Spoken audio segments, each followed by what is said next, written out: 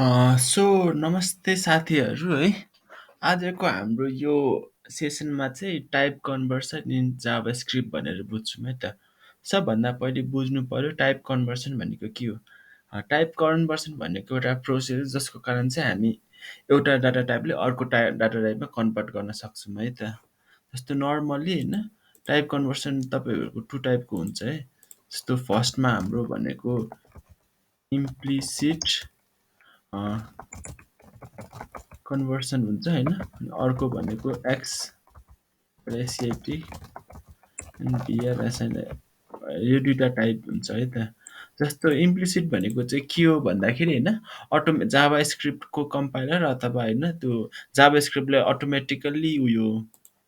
Automatically convert गरिदिनेलाई चाहिँ implicit भनिन्छ। यदि हामीले आफ्नो तरिकाले होइन कन्भर्ट गर्नु छ भने चाहिँ त्यसलाई एक्सप्लिसिट कन्भर्सन भन्छ है त। सो अब हामी एक एक गर्दै हेरौँ है त, इम्प्लिसिट र एक्सप्लिसिटको इक्जाम्पलहरू के हुनसक्छ। सबभन्दा पहिले हामीले के याद गर्नुपर्छ भने यदि हामीसँग कुनै उयो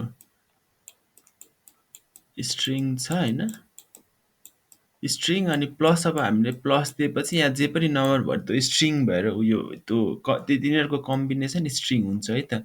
जस्तो अब नर्मली हामी एउटा इक्जाम्पल हेरौँ नि, एउटा नयाँ क्लास बनाऊँ, टाइप कन्भर्सन जिएस भनेर एउटा बनाऊँ होइन। सपोज अब होइन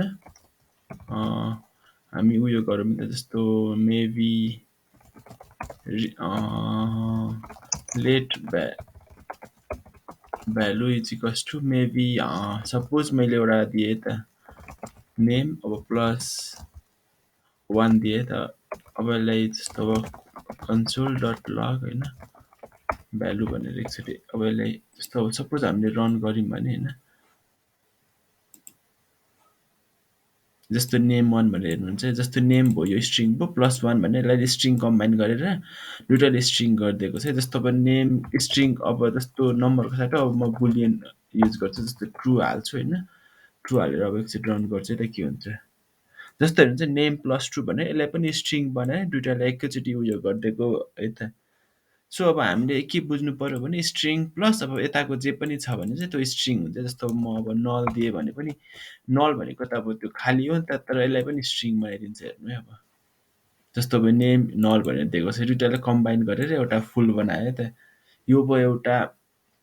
अनि हामीले अर्को कुरा के बुझ्नुपर्छ भने अब सपोज यो भनेको प्लसमा काम गरेन, अब सपोज हाम्रो अब अरू कन्डिसन भएको जस्तो माइनस अथवा डिभाइड अथवा मल्टिप्लिकेसन गऱ्यो भने चाहिँ त्यो चाहिँ नम्बर हुन्छ है त, नम्बरमा कन्भर्ट हुन्छ।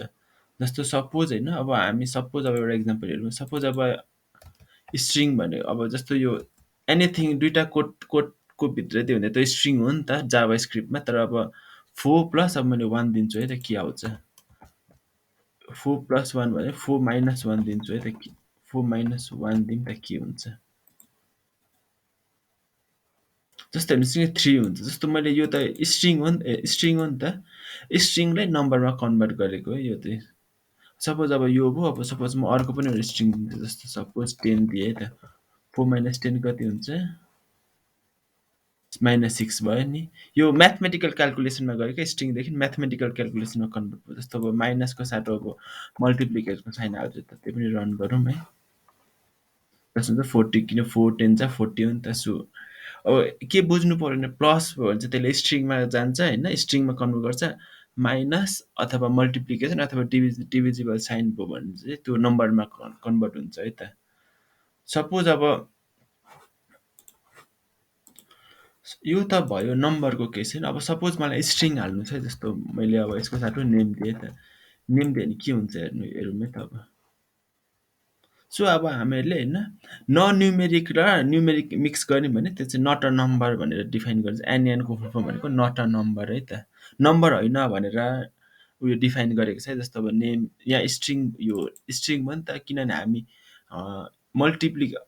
म्याथमेटिकल अपरेसन गर्न सक्दैनौँ त स्ट्रिङ र नम्बरको बिचमा। सो नट अ नम्बर भनेर यसलाई डिफाइन, नेमलाई नट अ नम्बर भनेर डिफाइन गरिदिएको छ है त।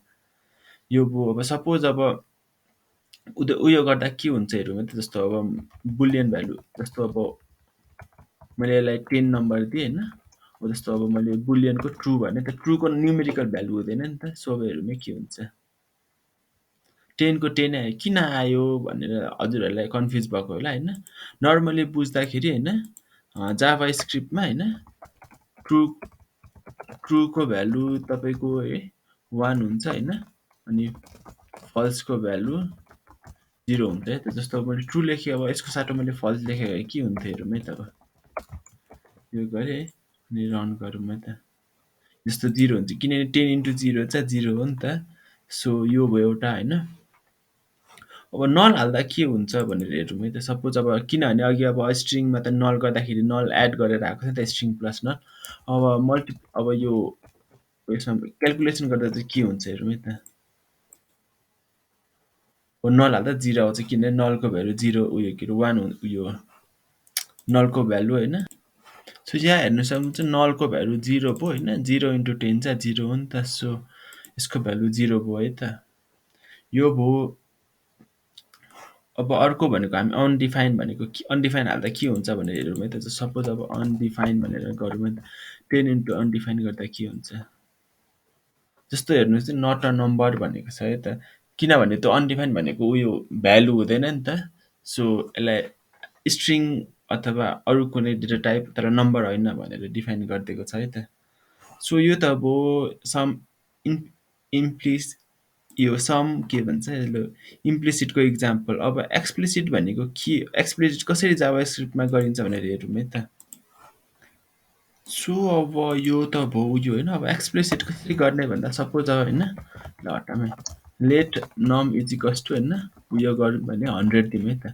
यो भयो स्ट्रिङ। अब यसलाई जस्तो मलाई अब यसलाई नम्बरमा गर्नु छ भने कन्सोल डट लग होइन एनयुएम नम्बरभित्र होइन एनयुएम दिउँ है त, के हुन्छ। अनि यसलाई रन गरौँ है त। सो यहाँनिर 100 आएको छ हेर्न सक्नुहुन्छ होइन। अनि जस्तो अब नर्मल्ली होइन अब यसको टाइप एकचोटि प्रिन्ट गरौँ नि है। अब मैले यसलाई रन गरेँ है त। जस्तो हेर्नुहोस् न नम्बरमा कन्भर्ट भइसक्यो, तर यो त स्ट्रिङ हो नि त, किनभने हामी दुईवटा कोडको बिचमा जे भ्यालु हाल्छ नि त्यो स्ट्रिङ हुन्छ। तर अब यसले नम्बरले चाहिँ होइन के भन्छ नि यो भित्र जुन एनयुएम छ नि त्यसले नम्बरमा कन्भर्ट गर भन्छ है त। सो यसरी चाहिँ हामी नम्बरमा कन्भर्ट गर्न सक्छौँ है। जस्तो अब अरूको इक्जाम्पल भनेको हामी ट्रु पनि हेर्न सक्छौँ है। अब जस्तो ट्रु भयो नि त, ट्रुको भ्यालु अघि हामीले के भनेको थियौँ, एउटा भ्यालु भनेको थियौँ नि 1 हुन्छ भनेर। सो यहाँनिर हेर्नुहोस् न 1 हुन्छ। जस्तो अब ट्रुको साटो अब फल्स राख्न सक्छु है। फल्स राख्दा हेर्नुहोस् न 0 छ, 0 भ्यालु हुन्छ। यसरी चाहिँ हामी आफ्नो तरिकाले पनि कन्भर्ट गर्न सक्छौँ है त। सपोज अब हेरौँ अनडिफाइन अनडिफाइन भन्ने छ, यसको हेरौँ के हुन्छ। नट अ नम्बर भनेको छ होइन। जस्तो अब अर्को भनेको नलको हेरौँ है त के हुन्छ। 0 भनेर दिएको छ। सो यसरी चाहिँ हामी कन्भर्ट गर्न सक्छौँ है त। यो भयो। अनि अर्को तरिका भनेको नर्मली हामी होइन पर्स इन्ट भनेर गऱ्यौँ होइन, पर्स इन्ट प्लस नम गऱ्यौँ भने पनि हामी कन्भर्ट गर्न सक्छौँ। जस्तो अब होइन यो भयो, यो 100 यहाँ हेर्न सक्नुहुन्छ। यसले नम्बर इन्टलाई इन्टमा कन्भर्ट गरेर अब जस्तो इन्ट होइन हामीलाई इन्टको साटो होइन फ्लोट चाहिएको छ भने पनि हामी फ्लोटमा कन्भर्ट गर्न सक्छौँ है त। जस्तो हेर्नुहोस् यो भयो, सपोज यो भयो फ्लोटमा कन्भर्ट गर्ने है। अब सपोज हामीहरूलाई होइन स्ट्रिङमा कसरी कन्भर्ट गर्ने भन्दाखेरि होइन सपोज अब मैले यो 100 भनेको त स्ट्रिङ हो नि त, नम्बर हो नि त। अब मैले यसलाई स्ट्रिङमा कन्भर्ट गर्नु पऱ्यो त। स्ट्रिङमा कसरी कन्भर्ट गर्ने भन्दा एसटिआरएनजी स्ट्रिङभित्र नम्बर लेखौँ है त। हेरौँ है के प्रिन्ट हुन्छ। 100 भनेको छ। अब यसको टाइप पनि हेरौँ है त के टाइपको भयो भनेर। अब मैले यसलाई उयो रन गरेँ नि स्ट्रिङ भयो भनेर हेर्न सक्छु। यसरी हामी स्ट्रिङ पनि कन्भर्ट गर्न सक्छौँ है। अब सपोज हामीलाई बुलियनमा कन्भर्ट गर्नु पऱ्यो है त। जस्तो सपोज होइन यसको भ्यालु 0 छ है त, नमको भ्यालु 0 छ होइन। अनि हामी अब बुलियनभित्र होइन नम राखौँ है त, के हुन्छ प्रिन्ट के हुन्छ। जस्तो यो फल्स भनेर 0 भनेको फल्स हो नि त। अब जस्तो मैले यसको साटो 1 राखेँ भने है ट्रु भनेर भएको छ है त। यसरी हामी बुलियन गर्न सक्छौँ है। अनि सो यति बुझ्नु भने इनफ हुन्छ होला। होप हजुरहरूलाई मेरो यो भिडियो मन पऱ्यो होला। Keep sharing keep loving peace. अनि प्लिज लाइक सब्सक्राइब गरिदिनु होला, सेयर नै गरिदिनु होला। Thank you.